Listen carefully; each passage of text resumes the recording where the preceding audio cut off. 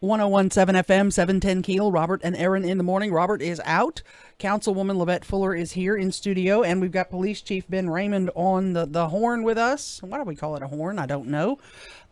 You've got your hard hat on, body armor maybe?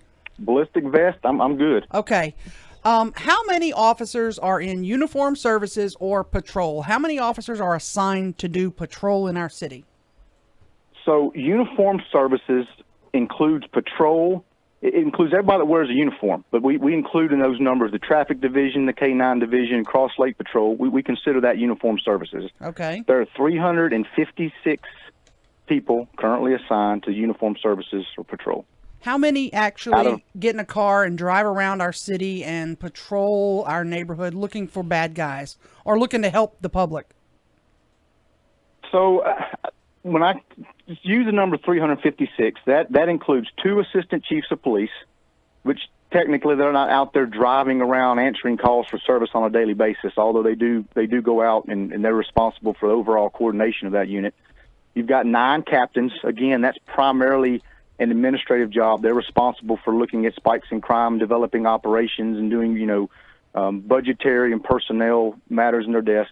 But below the rank of captain, you have 29 lieutenants, 57 sergeants, and 259 officer corporals. Those individuals are out there on a daily basis, patrolling, answering calls for service, and immediately frontline supervising those on the street. Do we need more? Do we need more in that division? You can always use more. Yes, we did a staffing study. The most recent one I have in my possession was 2007, and at that point, it was recommended that we have 473 officers assigned to uniform services. That would give us 18 people to do anything else in this department. So it's not possible with 592 officers we have today. So we need more, but 72% of our current force is assigned uniform services. So we are literally operating at skeleton crews in every other area in order to staff uniform services. And that number of 356 doesn't include everybody that rides patrol, which is pretty much every single person on this department up to and including me. Mm-hmm. How many right now, and I know how many are on leave and we're still paying them? I mean, they're on leave for, maybe medical or maybe, do we have a lot of those? No, that number has actually decreased over the last, and the number changes. It changes frequently because it depends on a number of things.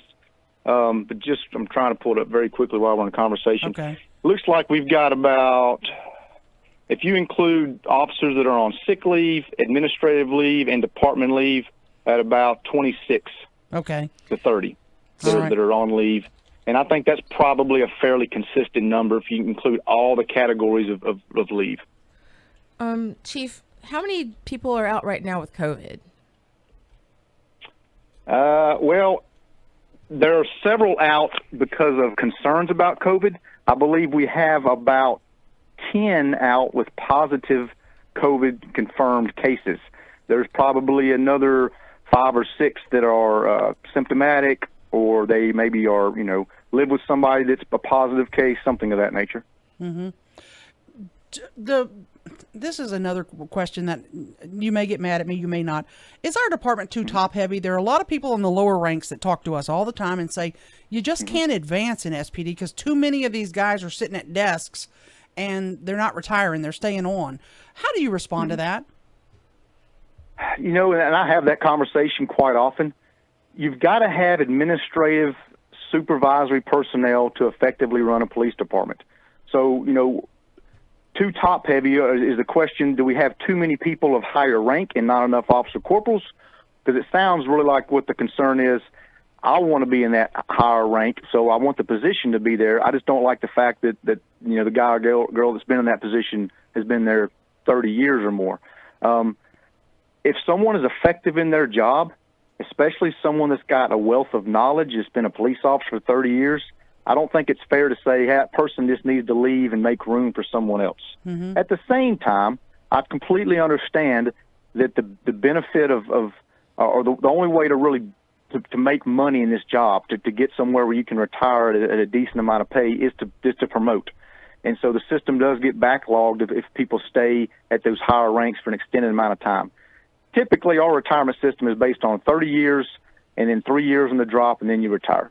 So, 30, 33 years, if people were leaving at that range, then I think the system would stay healthy.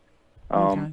But that's not to knock those that have more than 33 years, because we have some very intelligent and with individuals with more than 30 years that are a wealth of knowledge, and that I go to often with questions about the way things were done or why are we doing it this way, and they have a lot of knowledge base to help me with. Gotcha. Chief, we have you on the schedule to talk recruiting tomorrow. You still good with that?